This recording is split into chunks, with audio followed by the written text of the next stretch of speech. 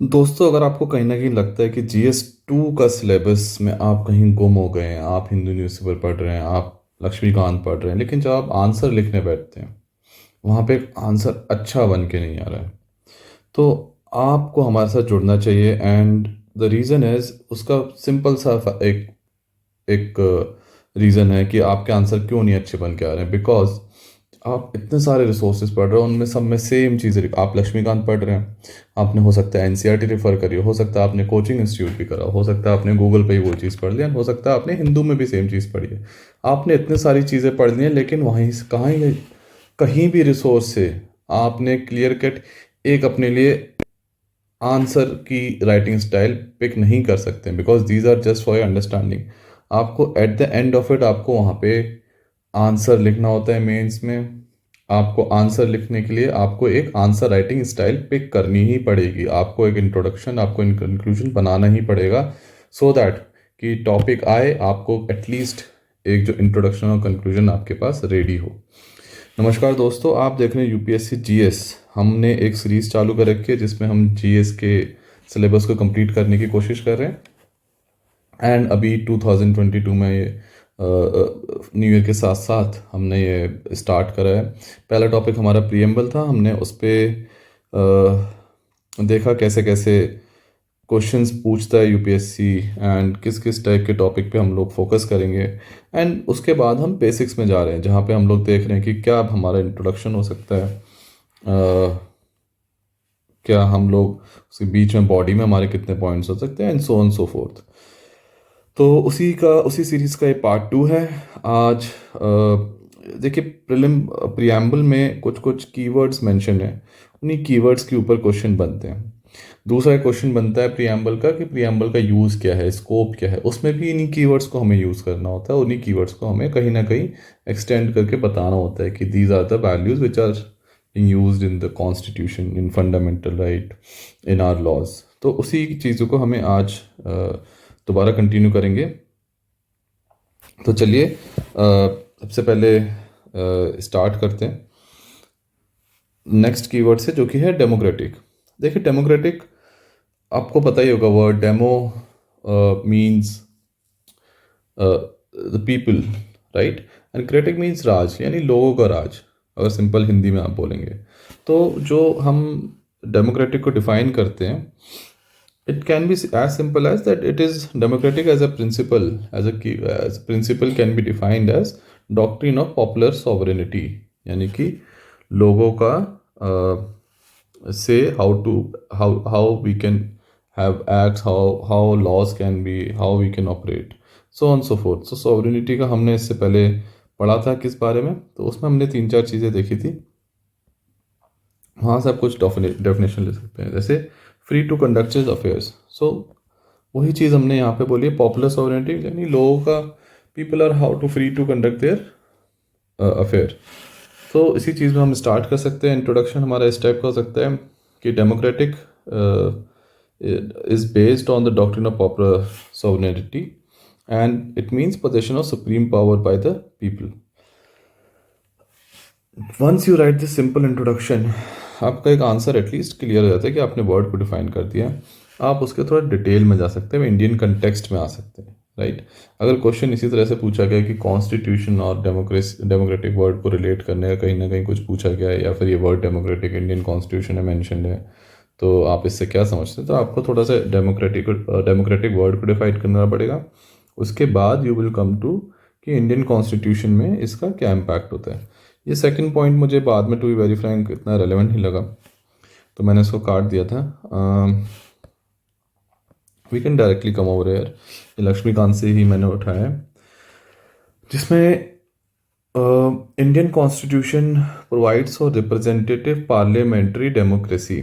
अब देखिए फ्रेंड्स, हमारा एक सबसे, जब भी आप किसी चीज़ को पढ़ें तो उसमें देखा करें कीवर्ड्स क्या है। एक तो इंडियन कॉन्स्टिट्यूशन, जो कि हम कनेक्ट करने की कोशिश कर रहे हैं, एंड उसमें रिप्रेजेंटेटिव पार्लियामेंट्री डेमोक्रेसी।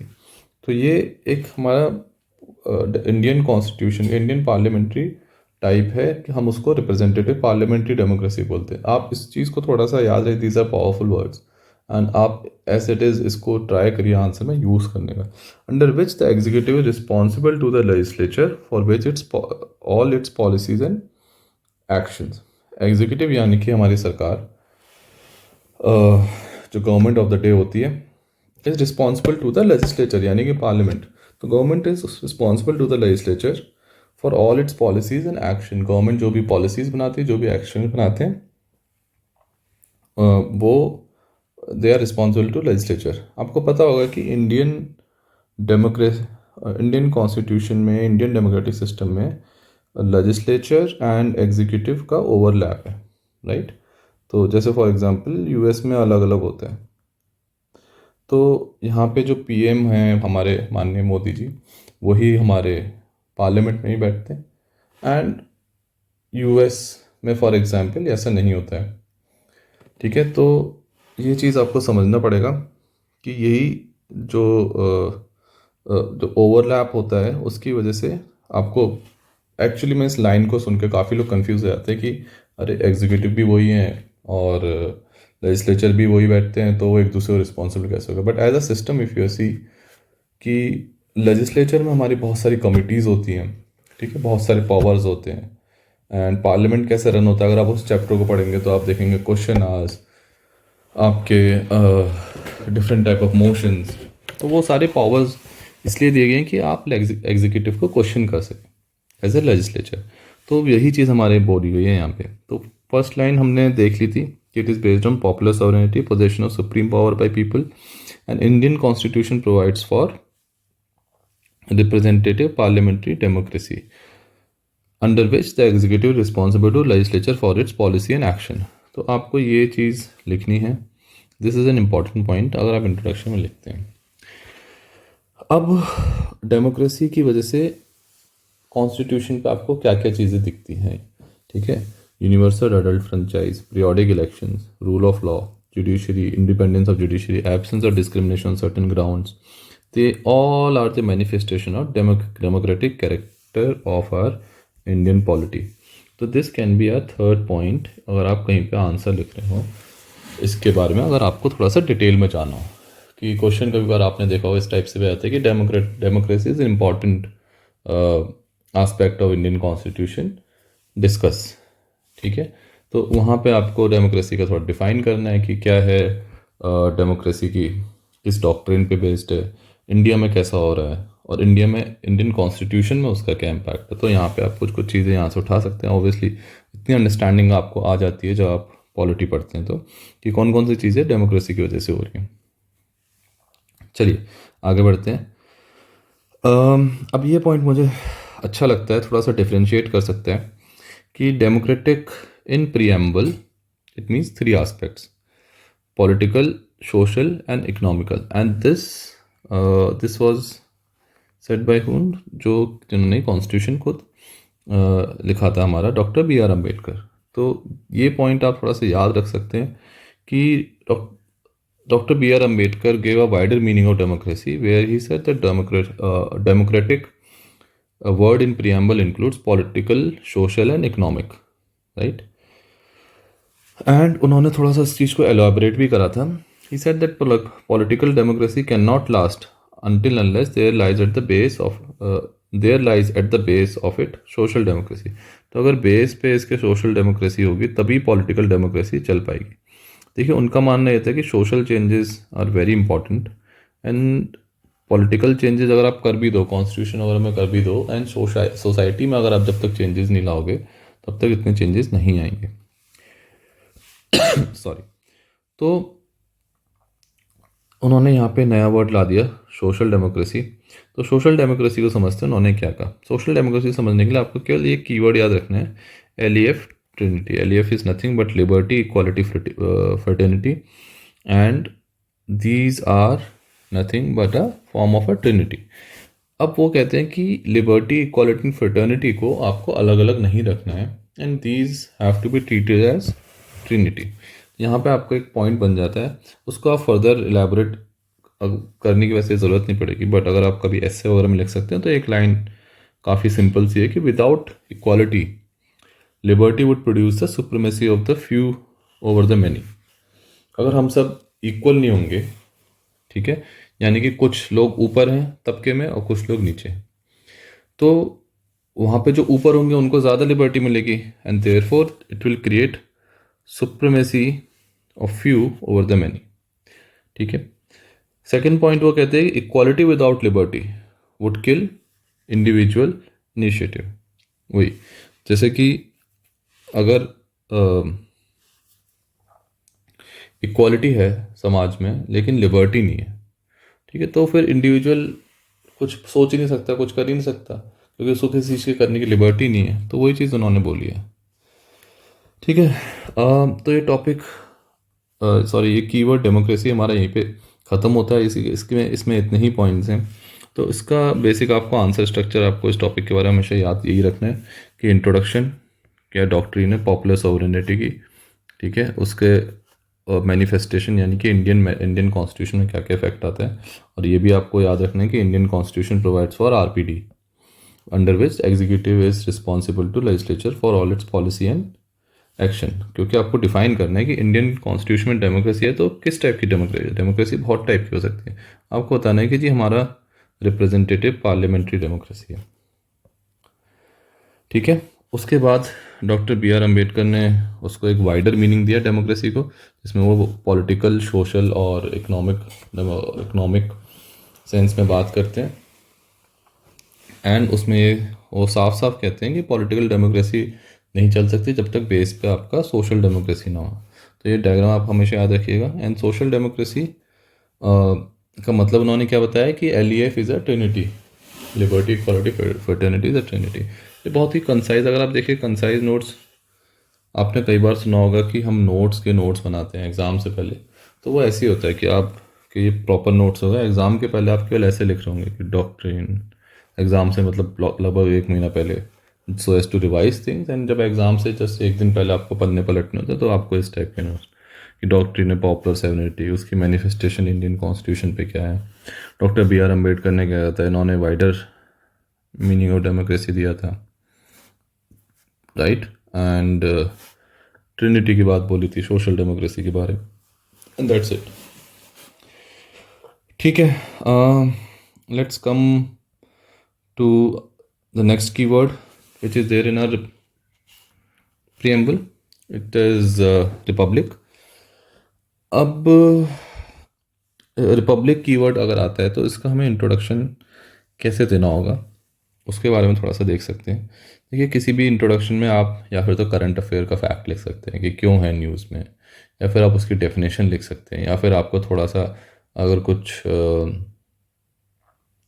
एक्स्ट्रा पता है but that should be substantive तो ही लिखें। आपको इंट्रोडक्शन हमेशा ये बात याद रखनी है कि प्लीज़ ऐसी चीज़ ना लिखें which looks like a tea stall conversation, ठीक है, जैसे चाय पे चर्चा टाइप का चीज़ चल रही है, वो चीज़ ना लिखें। फॉर एग्जाम्पल, अगर लिखते हैं कि republic, republic is an important word in in a preamble and it means it is very important word of the preamble, it defines a lot of things for our country. अगर आप ऐसे introduction लिखेंगे तो वो बिल्कुल useless है, आपको कहीं ना कहीं उसको डिफाइन करना पड़ेगा, आपको कहीं ना कहीं उसको लिखना पड़ेगा।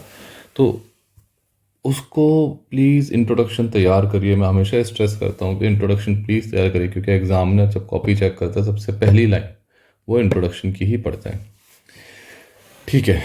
तो आपको कैसे लिखना है इसमें, देखिए, फॉर अंडरस्टैंडिंग एक चीज़ हमें देखनी पड़ेगी कि डेमोक्रेसी को हम दो हिस्सों में, मतलब दो टाइप से हम पहचान सकते हैं।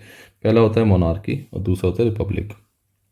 मोनार्की में क्या होता है, head of state enjoys the hereditary position, for example in UK जहाँ पे क्वीन होती है और वो हेड ऑफ स्टेट के हेरिडेटरी पोजीशन होती है, आई कि उन्हीं के जैसे क्वीन का बेटे होंगे उनके वो ये दूसरा राजा बनाया जाएगा, या इस टाइप से वो फ्लो होता है। एंड वहाँ पे फिर eight the end of it वही आपका एक हेरिडेटरी पोजीशन उनके हाथ में रहती है, हेड ऑफ द स्टेट की।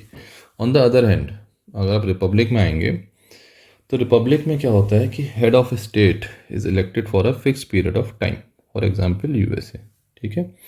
And same example is in India, India is a republic where head of elected head of our country is called president, ठीक है। तो आप सिंपल इंट्रोडक्शन लिखिए कि unlike monarchial democracy, Indian democracy is republic where head of state is elected for a fix period of time called president. And वो आप simple सा introduction लिखिए। आप जब बॉडी में जाएंगे आपको दो चीज़ें आपको थोड़ा सा लिखनी पड़ेगी कि रिपब्लिक का मतलब हमारे इंडिया इस प्रियम्बल के कंटेक्स्ट में दो चीज़ें और हैं, राइट। एक तो सबसे पहली चीज़ है कि पॉलिटिकल सोवरेनिटी है, वो है hands of people and not in a single person. ये कैसे हमारे जहन में आ रहा है? देखिए सिंपल सा तरीका, अगर head of the state election के थ्रू आ रहा है तो मतलब हम ये बताना चाह रहे हैं कि जब हम हेड ऑफ द स्टेट को इलेक्शन के थ्रू कर रहे हैं तो पॉलिटिकल सोवरेनिटी है लोगों के हाथ में कि वो किसी को भी लाके हम हेड ऑफ द स्टेट बना सकते हैं। इतने लोगों के हाथ में पावर है, ठीक है, और वो किसी सिंगल आदमी के उसमें नहीं चल रहा है। तो एक तो ये चीज़ सिग्निफाई करता है। दूसरी चीज़ ये सिग्निफाई करता है कि public office is open to every citizen without discrimination, right. कि जो हेड ऑफ द स्टेट है ना वो किसी हेरिडिटी से आ रहा है, ना वो किसी ऐसे ख़ानदान ही आएगा, ऐसा नहीं होता है। सो यही तीन चीज़ें हम सिग्निफाई कर रहे हैं। और आप जब भी आप इस रिपब्लिक के बारे में लिखने की सोचें, आप प्लीज़ ये चीज़ याद रखिए कि रिपब्लिक यानी कि head of the state is elected for a fix period of time. Indian democracy में ये मतलब होता है। फिर उसके बाद आपको दो पर्सपेक्टिव और खुल जाएंगे कि हेड ऑफ द स्टेट हमारे हम कैसे करते हैं। तो इलेक्शन यानी कि पॉलिटिकल सोवरेनिटी हमारे हाथ में है, लोगों के हाथ में, और किसी एक सिंगल जने के हाथ में नहीं है। और दूसरा पॉइंट हमारा ये आ जाता है कि there is no privilege class and therefore public office is open to every citizen without discrimination. तो सही भी है, हमारे जो प्रेसिडेंट होते हैं उनके लिए कोई ऐसे qualification as such special class या प्रिविलेज क्लास से होना कोई ज़रूरी नहीं है, ठीक है। अब आ जाते हैं हम नेक्स्ट वर्ड पे, जस्टिस। तो जस्टिस अगर आप देखोगे हमारे कॉन्स्टिट्यूशन में ऐसे डिफाइन है, justice social, economical and political justice. तो इसके थ्री एस्पेक्ट हैं जस्टिस वर्ड के, ठीक है। There are three forms in preamble: social, economical and political justice, and through provisions of fundamental right and DPSP we are trying to ensure that all three aspects are fulfilled, ठीक है। तो आपको कहीं ना कहीं इंट्रोडक्शन के लिए मैंने इसमें थोड़ा सा नीचे लिखा था कि इंट्रोडक्शन आप देखिए because these words are borrowed from few events in the history. For example justice हमारा जो है सोशल, इकोनॉमिकल, पॉलिटिकल जस्टिस, वो हमारा है रशियन रेवोल्यूशन ऑफ 1917। तो आप डायरेक्ट इंट्रोडक्शन में थोड़ा सा हिस्टोरिकल पर्सपेक्टिव दे सकते हैं कि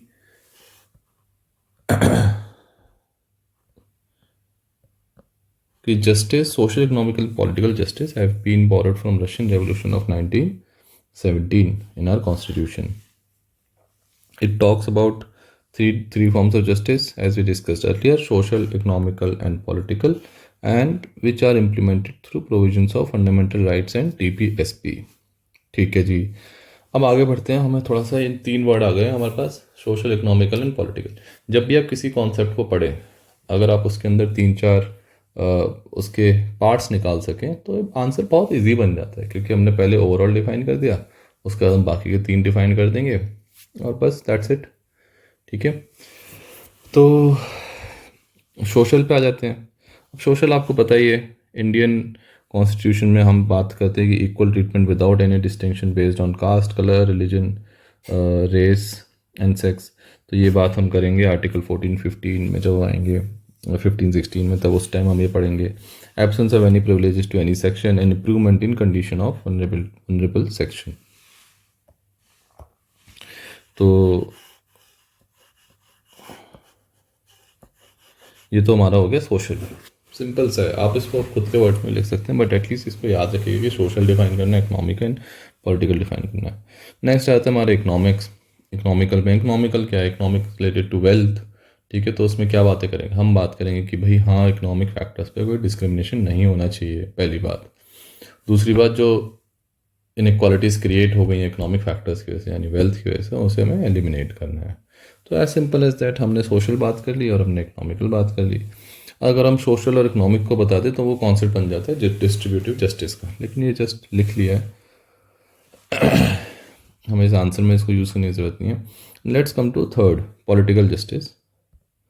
पॉलिटिकल जस्टिस सिंपल है कि सबको इक्वल पॉलिटिकल राइट मिलेगा, पहली बात।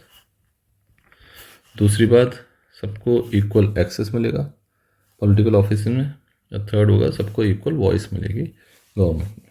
ठीक है, सिंपल सा कॉन्सेप्ट है कि political rights, political access and political voice, ये गवर्नमेंट में सबको इक्वल मिलेगा। तो जस्टिस यही है, इतना ही टॉपिक है। अच्छा, इन टॉपिक्स पे आप देखोगे कंक्लूजन वगैरह नहीं है। कंक्लूजन वगैरह देखो, आपको वहाँ पे these are very static topic.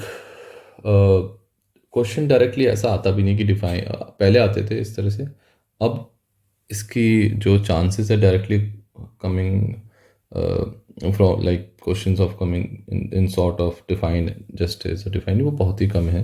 But अगर आता भी है तो आपको थोड़ा सा करंट अफेयर एग्जाम्पल बेसिस पे, या फिर आप वहाँ पे गवर्नमेंट के कुछ इनिशिएटिव या गवर्नमेंट के कुछ केसेस जो भी हो वहाँ पे आप मेंशन करके कंक्लूड कर सकते हैं। ठीक है, इतना याद रखिएगा कि कभी क्रिटिसाइज़ ना करें कंक्लूजन में कि as we have seen in X Y Z justice ख़त्म ही हो गया है, या जस्टिस पता नहीं कहाँ जाता है, ऐसा प्लीज़ मत लिखिएगा। ठीक, ठीक है जी। अब आते हैं हमारे नेक्स्ट कीवर्ड पे, लिबर्टी, उसके बाद इक्वालिटी, फ्रेटर्निटी, ये कीवर्ड रखे हैं। तो लिबर्टी पे आते हैं जल्दी जल्दी। लिबर्टी में थोड़ा सा इंट्रोडक्शन इज़ इम्पॉर्टेंट। ठीक है, तो लिबर्टी में इंट्रोडक्शन में आप सिंपल से इसको डिफाइन कर सकते हैं। Liberty can be defined as absence of restraints on any activities of any individual at the same time, ये मेरा शॉर्ट फॉर्म है ATST, मैं एट द सेम टाइम लिख देता हूँ, at the same time providing opportunities for the development of individual personality. ठीक है, liberty का आप देखिए, जैसे वर्ड में लिख रखा है, ऐसे किनारे उड़ता जा रहा है, दिस सिग्निफाइज कि ऐसे हवा में उड़ने के लिए आपको अपॉर्चुनिटीज़ है और कोई रेस्ट्रेंट नहीं है। तो इसलिए मैंने ये वर्ड ऐसे लिखा है कि इस वर्ड को लिखते ही मुझे समझ में आ जाए कि मैंने ऐसा क्यों लिखा है। क्यों? क्योंकि इसका इंट्रोडक्शन मैंने ऐसे ही याद कर रखा है कि liberty means absence of restraints on the activities of an individual, कि उसकी किसी भी चीज़ पे करने पे कोई रोक नहीं होगी, and eight the same time हम उसको अपॉर्चुनिटीज़ देंगे ताकि वो अपनी इंडिविजुअल पर्सनालिटी डेवलप कर पाए। उसी को हम लिबर्टी कहते हैं। अब प्रियम्बल में अगर आप पढ़ेंगे तो प्रियम्बल क्या कहता है, हम लिबर्टी देते हैं। Preamble secures all citizen liberty of thought, expression, belief, faith and worship. तो लिबर्टी के सेंस में आपको थोड़ा सा ये 5 वर्ड याद रखने। ठीक है, तो ये सब कुछ हमारे वैसे फंडामेंटल राइट में आ जाता है। Therefore courts are therefore they are enforceable in court. ठीक है, अब क्योंकि फंडामेंटल राइट में हम देखेंगे जो बात के फंडामेंटल राइट्स हैं 28, 27, वहाँ मतलब उससे पहले भी इवन राइट टू रिलीजन, वहाँ पे भी ये सारी चीज़ डिस्कस होंगी, तो उसको हम डिटेल में पढ़ेंगे। बट एटलीस्ट इन कीवर्ड्स को आप याद रखिएगा, थॉट एंड एक्सप्रेशन। जब आप कुछ सोचते हैं, आप उसी चीज़ को एक्सप्रेस करते हैं, तो आप इन 2 वर्ड को तो ऐसे याद रखिएगा। And then belief, faith and worship. आप किसी चीज़ को अंदर से मानते हैं, फिर उस मानने का आपको फेथ आता है उस चीज़ पे कि हाँ ये सही है, सही मान रहा हूँ मैं, एंड देन आप उस चीज़ को वर्शिप करते हैं। तो थोड़ा सा प्रोसेस टाइप से अगर आप याद रखेंगे इन 3-5 वर्ड्स को तो वेरी गुड। अदरवाइज़ आप इनको समझ के याद कर सकते हैं तो बहुत ही अच्छी बात है। तो ये आपका सेकंड ऑब्वियसली पॉइंट होगा आंसर में, अगर आपको लिबर्टी के ऊपर कुछ आता है लिखने को। And then third which is very critical कि however liberty is not equal to licence to do whatever one likes. मतलब जो मेरा मन करे मैं वो कर दूँ, लिबर्टी मतलब ऐसा है नहीं। लिबर्टी की जो लिमिटेशंस है वो हमारे कॉन्स्टिट्यूशन में मेंशन्ड है, and therefore it is not absolute but qualified. ठीक है, end of course this is idea from French revolution, या आप हिस्टोरिकल पर्सपेक्टिव में आप इसको इंट्रो में डाल सकते हैं सीधे सीधे, कि इस ऐसे पॉइंट्स जो होते हैं आप उसको बीच में कहीं नहीं यूज़ कर सकते, ना कंक्लूजन में ज़्यादा यूज़ कर सकते, आपको ऐसे पॉइंट्स हमेशा इंट्रोडक्शन वगैरह में ही डालने होते हैं। ठीक है, तो 3 पॉइंट्स हमने इसमें कर लिए, 4 पॉइंट एक्चुअली। एक तो इंट्रोडक्शन हम डायरेक्टली स्टार्ट कर सकते हैं कि liberty is based on ideals of French revolution, it means absence of restraints on the activities of an individual and eight the same time providing opportunities to the individual for his individual development of his individual personality। Second point हम देखेंगे preamble में हमें कैसे secure कराता है liberty का। Preamble हमें secure कराता है 5 तरीक़ों से: thought, expression, belief, faith and worship. ये सारे की सारी चीज़ें हमारे फंडामेंटल राइट्स एनफोर्सेबल हैं, तो बहुत ही अच्छी बात है ये तो। तीसरी चीज़ लेकिन हम लिखते हैं, लेकिन इसका मतलब ये नहीं कि आपको एक लाइसेंस दे दिया गया आप उसका कुछ भी यूज़ करें, तो वो चीज़ हमारा मेंशन है कॉन्स्टिट्यूशन में कि व्हाट आर द लिमिटेशंस। ठीक है, अब आ जाते हैं हमारे अब आ जाते हैं हमारे इक्वालिटी पे, and then last keyword fraternity पे। फिर हमारा किस कीवर्ड में क्या डेफिनेशन लिखनी है, क्या इंट्रो लिखना है, वो हमारा ख़त्म हो जाएगा। इक्वालिटी आप फ्रेंड्स आप देखोगे मैं बाद में भी पढ़ने को मिलेगी, बट हम प्रियम्बल के पॉइंट ऑफ व्यू से इक्वालिटी में हमें क्या, अगर प्रियम्बल के पॉइंट ऑफ व्यू से क्वेश्चन आता है तो हमें क्या लिखना है। तो देखिए, सबसे पहले तो absence of special privileges to any section of the society, ये तो हमें आपको इक्वालिटी में वैसे ही लिखना है अगर कुछ इंट्रोडक्शन वगैरह आता है। Plus provision of opportunities for all without any discrimination. तो आप देखोगे थोड़ी थोड़ी इसकी डेफिनेशन इसी से मिलती जुलती है। यहाँ पे एब्सेंस ऑफ स्पेशल प्रिविलेजेस है, यहाँ पे एब्सेंस ऑफ रेस्ट्रेंट्स है, यहाँ पे provision opportunities for all without discrimination है, यहाँ पे providing opportunities for individual personality development. तो डेफिनेशन ऑलमोस्ट लिबर्टी और इक्वालिटी की थोड़ी बहुत सेम सी है, बट आपको समझना, आपको थोड़ा सा इंट्रोडक्शन देखिए, आप रट सकते हैं, रटिए, याद करना याद करिए, लेकिन इंट्रोडक्शन में आप प्लीज़ मतलब एक सॉलिड इंट्रोडक्शन रखिए, सो दैट एग्जामिनर नोज कि आपको एक लैंग्वेज ऑफ पॉलिटी पता है। ठीक है, प्रियम्बल में इक्वालिटी की बात करिए 2 पर्सपेक्टिव से, स्टेटस एंड अपॉर्चुनिटी। और अगर आप देखोगे तो हमारे पूरे कॉन्स्टिट्यूशन में इक्वालिटी का कहीं ना कहीं हमें मेंशन करेंगे। तो 3 डायमेंशन हम बोलते हैं, सिविक, पॉलिटिकल एंड इकोनॉमिक। तो जस्ट अ सेकेंड,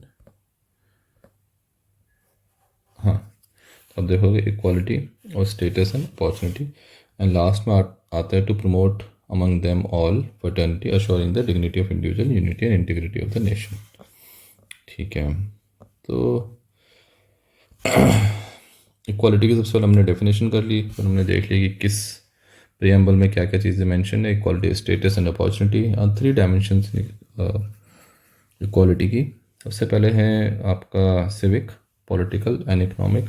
सिविक में हम क्या बात करते हैं, सिविक में आर्टिकल 14 to 18 की बात करते हैं। ये मेरा छोटा सा कीवर्ड है इन आर्टिकल्स के लिए, idiot. So equality before law, discrimination on race, religion, caste, sex and birthplace, public employment, untouchability and titles। तो यहाँ पे हमें ये 5 फंडामेंटल राइट्स हैं जो कि हमें सिविक डायमेंशन बताती है इक्वालिटी का। फिर हम पॉलिटिकल डायमेंशन देखें तो 2 आर्टिकल हमारे पास, आर्टिकल 325 एंड 326।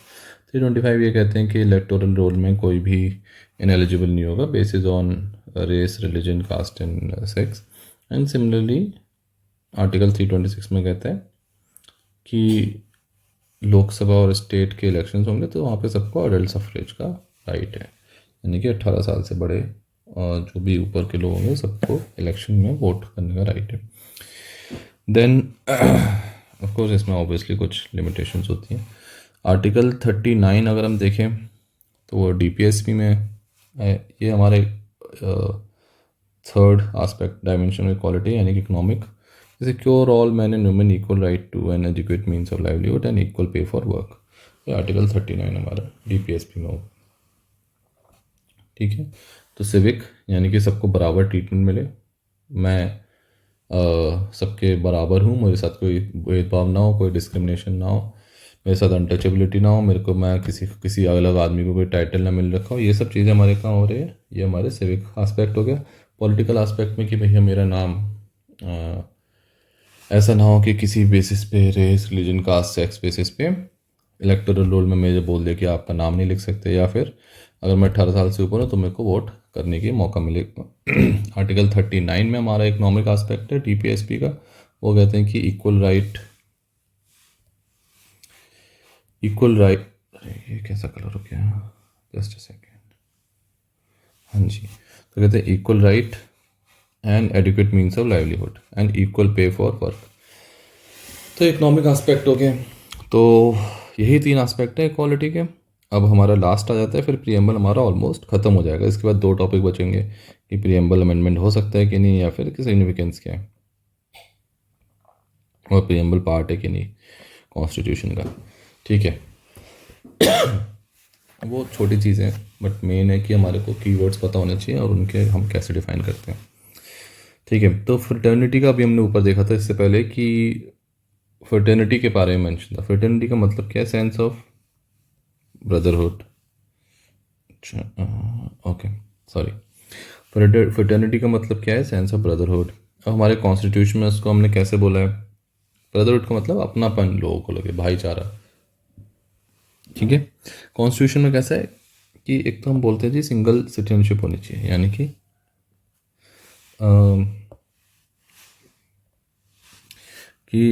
बस हमारे यहाँ इंडियन नेशन की सिटीजनशिप है, स्टेट की अलग से सिटीजनशिप नहीं है, तो वो कॉन्सेप्ट है।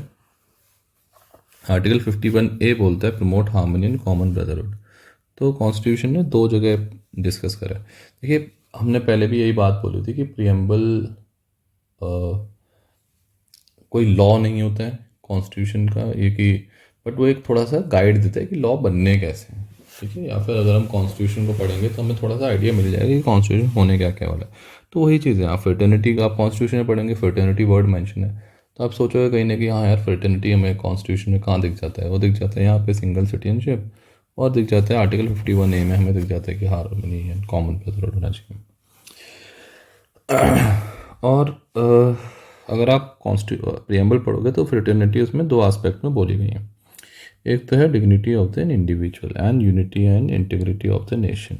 ठीक है, तो के एम मुंशी थे ड्राफ्टिंग कमेटी में, उन्होंने कहा था कि जो फ्रेटर्निटी वर्ड है वो सिंबलाइज करता है dignity of an individual. It signifies not only democratic setup की maintenance but recognise that every individual personality is sacred. ठीक है, अगर आप देखोगे फ्रेटर्निटी कैसे यूज़ हुआ है,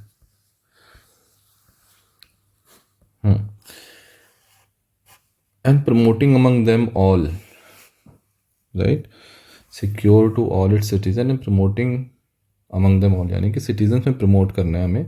fraternity assuring dignity of the individual, यानी हर एक इंडिविजुअल की डिग्निटी बनी रहे, and the unity and integrity of the nation, हमारे कंट्री की यूनिटी एंड इंटीग्रिटी भी रहे। तो 2 एस्पेक्ट इसलिए बोले गए कि डिग्निटी ऑफ द इंडिविजुअल, कि ऐसा नहीं कि बस हमें डेमोक्रेटिक सेटअप को बना के रखना है या उसी को चलाना है, लेकिन हमारा कॉन्स्टिट्यूशन इस बारे में बात करता है, प्रियम्बल इस बारे में बात करता है कि हम रिकोगनाइज करते हैं कि every individual personality is sacred. This can be seen in DPSP in fundamental duties as well, कि जहाँ पे हम for example dignity of a women की बात करते हैं। ठीक है, और दूसरा एस्पेक्ट है unity and integrity of the nation. Integrity word है वो हमारा obviously 42nd constitution amendment act से ऐड हुआ था। Unity and integrity embraces both the psychological and territorial dimension of nation। ठीक है, तो यही हमें आर्टिकल 1 में देखने को ही मिल जाता है कि नेशन की डेफिनेशन क्या है, ये सब। तो वही बात है कि अगर हम प्रियम्बल पढ़ेंगे हमें पता लगेगा कि क्या क्या चीज़ें हैं, क्या क्या फिलॉसफी है, क्या क्या ओवरऑल आइडियाज़ थे जिस पे हमारे कॉन्स्टिट्यूशन आगे पढ़ने को मिलेगा। तो उन्हीं चीज़ों को हम डिफाइन करते हैं कि हाँ फ्रेटर्निटी वर्ड है, वो आपको उसका आइडिया दिखेंगे डीपीएसपी में, फंडामेंटल ड्यूटीज़ में, उसका आइडिया आपको आर्टिकल 1 में दिखेगा। तो ये सब चीज़ें इसलिए आपको थोड़ा सा, जब भी आप प्रियम्बल के ऊपर आंसर लिखें तो आप वहाँ पे अगर आपको रेडीली आर्टिकल अवेलेबल है, याद है, या फिर किस जगह यूज़ हुआ था, तो आप वहाँ पे डेफिनेटली मेंशन करिए। ठीक है, फ्रेटर्निटी भी हमारा यहीं पे ख़त्म होता है। इसमें आपको हमेशा तीन चीज़ें याद रखनी mainly, sense of brotherhood, constitution में सिंगल सिटीजनशिप, और 51 के एग्जाम्पल से बताया था। प्रियम्बल में हमारा फ्रेटर्निटी दो तरीके से अश्योर कर रहे हैं कि डिग्निटी ऑफ द इंडिविजुअल है, जहाँ पे के एम मुंशी जी का आप एग्जाम्पल लिख सकते हैं कि उन्होंने कहा था कि हम ना जस्ट डेमोक्रेटिक सेटअप की बात नहीं कर रहे हैं, but also we are recognising individual personality is also sacred, fraternity words के थ्रू, and unity and integrity of the nation की बात करते हैं। तो उसमें unity and integrity embraces both psychological and territorial dimension of the nation, so that we can overcome negative forces like communalism, regionalism, casteism, linguism, etc.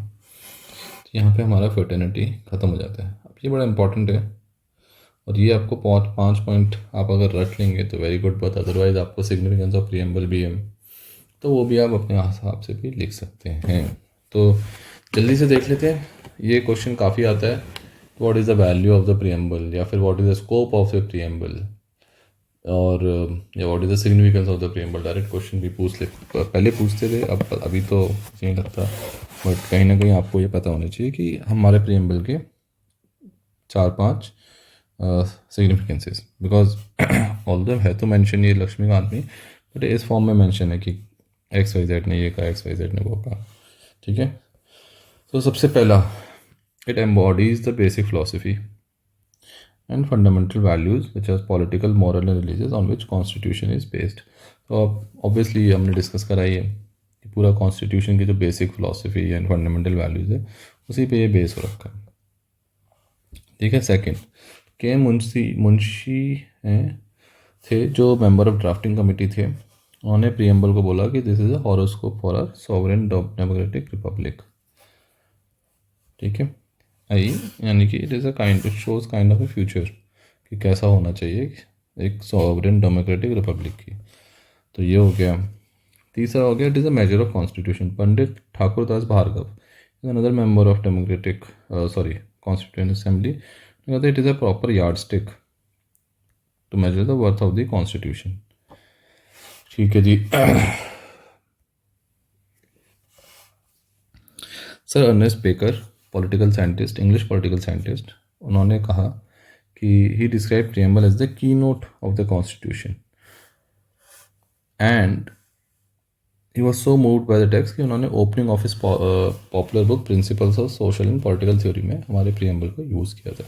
तो last point बचा है। Last point हमारा सिंपल है कि former chief justice of India Hidayatullah, उन्होंने कहा था it is soul of our constitution which lays down the pattern of our political society. Points थोड़े बहुत सिमिलर होंगे, बट आपको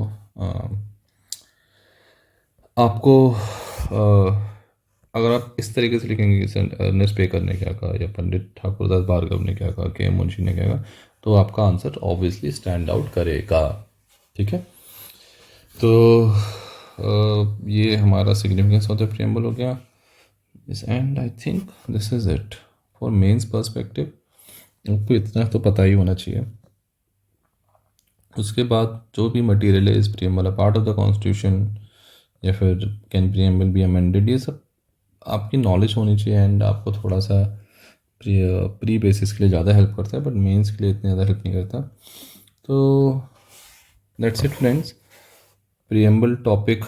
if you have this kind of notes जहाँ पे अपने हर एक वर्ड को छोटा छोटा डिफाइन कर रखा हो, कंसाइज, आपको देखने में लग रहा है मेरा काफ़ी बड़ा है, बट आप देखिए एक एक वर्ड, एक एक पेज पे कुछ ही वर्ड्स मेंशन है, इतने ज़्यादा वर्ड नहीं है, 1 2 3 4 5, 1 2 3 4 5 6, यानी 25 वर्ड है पूरे आधे पेज में, और इसमें अगेन 20 वर्ड, यानी 40-45 वर्ड्स हैं।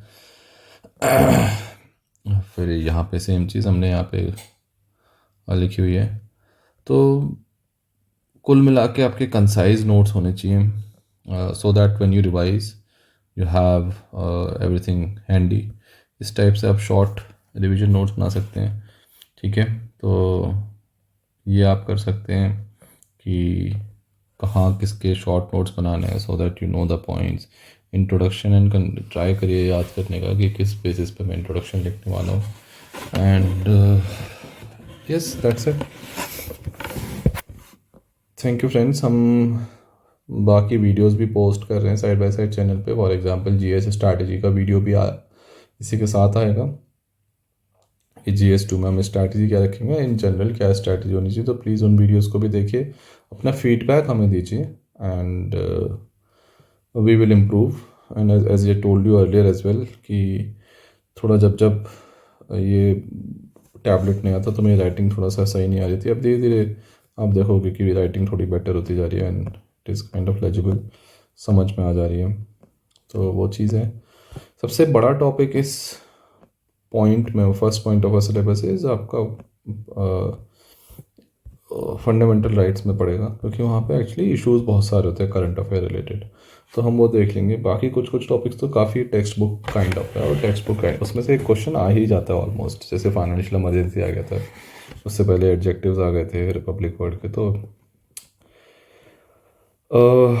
आई think we are done with preamble, and thank you friends. Please like our video, click subscribe button and bell icon को दबाइए if you like the video। and हमारे साथ प्लीज़ जुड़िए, ज़्यादा से ज़्यादा लोगों को जोड़िए, so that we learn together, and एक स्ट्रैटेजी बेस्ड हमारा मेंस की प्रिपरेशन हो, एक हाइफाइड वे में ना चले।